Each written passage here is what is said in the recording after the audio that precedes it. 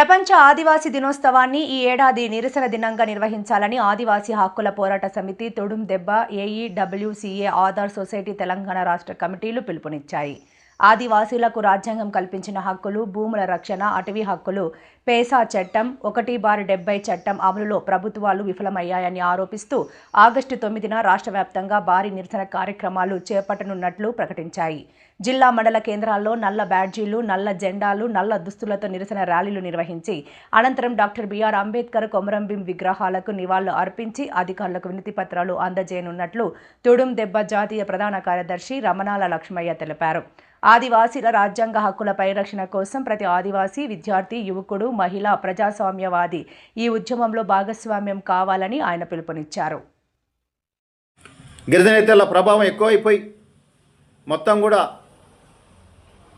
గిరిజనేతలు రాజకీయంగా, ఆర్థికంగా పెంచుకొని రాజకీయంగా ఎదిగి ఆదివాసీల్ని మొత్తం ఉన్నటువంటి హక్కుల్ని, చట్టాలను మరి ఏమాత్రం కూడా గౌరవించకుండా మరి తీసేయటానికి కుట్ర చేస్తున్నారు.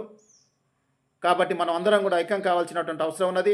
ఈ 9th మరి ప్రపంచ ఆదివాసీ దినోత్సవాన్ని మనం సంబరాలు కాకుండా నిరసన దినంగా పాటించాలని మొత్తం మండల కేంద్రాల్లో భారీ ఎత్తున ర్యాలీలు జరగాలి, జిల్లా కేంద్రాల్లో భారీ ఎత్తున ర్యాలీలు జరగాలి. ఆ రోజు ఆదివారం కాబట్టి మనం ఆదివాసీ సంఘాలుగా నిరసన ర్యాలీ చేస్తూ కొమరంభీంకి వినతి పత్రాలు ఇవ్వాలి, లేదా అంబేద్కర్ గారికి వినతి పత్రాలు ఇవ్వాలనేది మరి మొత్తం సమస్త ఆదివాసీ ప్రజానీకానికి, ప్రజలకు, మరి ఉద్యోగస్తులకు, మేధావులకు, మరి ఈ రాష్ట్రంలో ఉన్నటువంటి అన్ని సంఘాల నాయకులకు అందరికీ కూడా మరి తెలియజేస్తున్నాం. కాబట్టి అందరూ దయచేసి మీలో ఉండొచ్చు ప్రపంచ ఆదివాసీ దినోత్సవాన్ని నిరసన దినంగా ఏ విధంగా పాటిస్తాం అనేది మీలో రావచ్చు. కానీ మన హక్కులు, మన చట్టాలు మనం మొత్తం కూడా మనకి పోతుంటే సంబరాలు జరుపుకునేటువంటి పరిస్థితి నాడు లేదు. ఇంకెక్కడి సంబరాలు మనకి? మన చట్టాలు మొత్తం పోతున్నాయి.